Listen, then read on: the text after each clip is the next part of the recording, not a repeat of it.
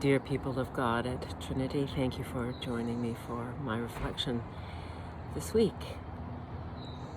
Trinity's Sacred Ground series offered by the Episcopal Church is winding up in August.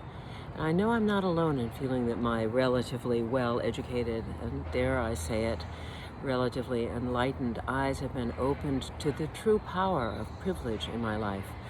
I've been horrified and humbled and motivated. Last session we reflected on Edmund Burke's quote, "All that is necessary for evil to triumph is for good men to do nothing."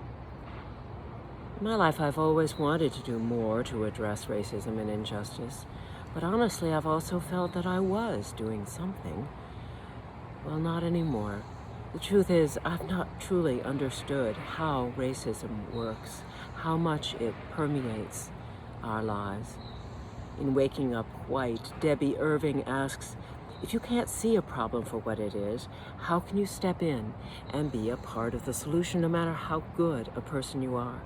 Learning the ways in which racial categories had been used to elevate the status of whites in relation to other human beings being part of the system, I recognized myself as part of the problem. Being benevolent do-gooders without being critical thinkers and problem solvers is not enough.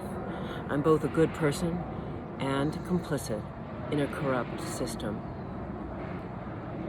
My father used to say, it's enough to make a preacher cuss.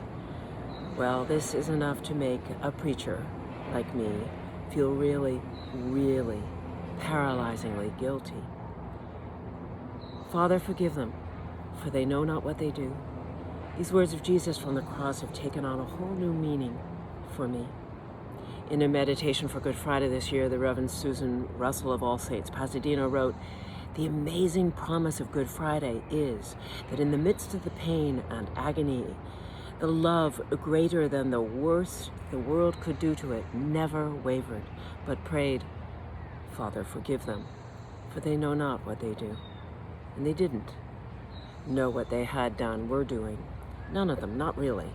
Not the ones who nailed him to the cross, and not the ones who followed him there, not even the ones who had been the closest to him, trudging all over Galilee as he proclaimed the good news of God's love made present and available for all. Remember just how many times during his earthly ministry, Jesus had to take a time out to explain to his disciples what was going on, to remind them of the mission statement for building that beloved community. Love God and love your neighbors as yourself. Love God and love your neighbors as yourself. Makes me wonder if when Jesus went off to a quiet place to pray, one of his prayers wasn't, "And could you send me another 12 disciples? These 12 aren't catching on and I'm running out of time." Susan has a fantastic sense of humor. Even at the last, she continues, when Peter refused to let Jesus wash his feet, Jesus said, "Peter, you do not know now what I am doing, but later you will understand." And over 2,000 years later, we are still on the journey to that understanding. If we let the misuse of the good news of the gospel go unchallenged, if we let the love and justice of and compassion be hijacked in the service of hatred and oppression and marginalization, then we deny Jesus just as surely as Peter did. If we're honest, over the last 2,000 years, the church has not only gotten it wrong by forgetting to build the kingdom, it has gotten it wrong by joining forces with the empire, and instead of building a kingdom of love, justice, and compassion, has participated in building systems of domination and injustice and oppression.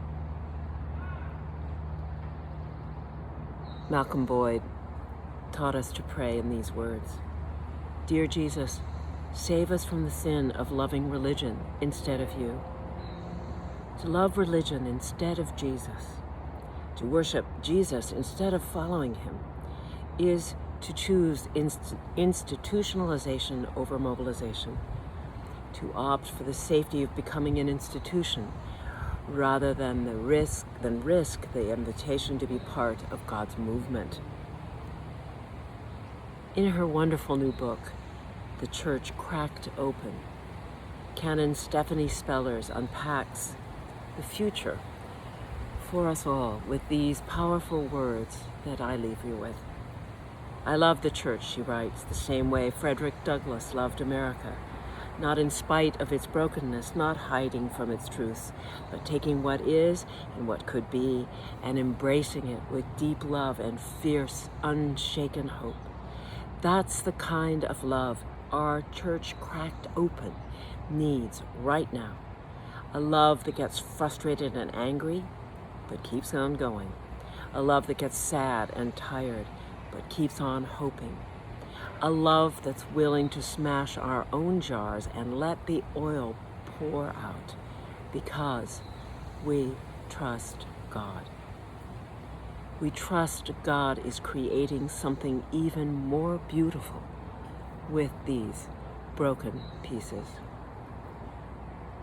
People of God at Trinity, let's be part of God's movement of love. And let us say, Amen.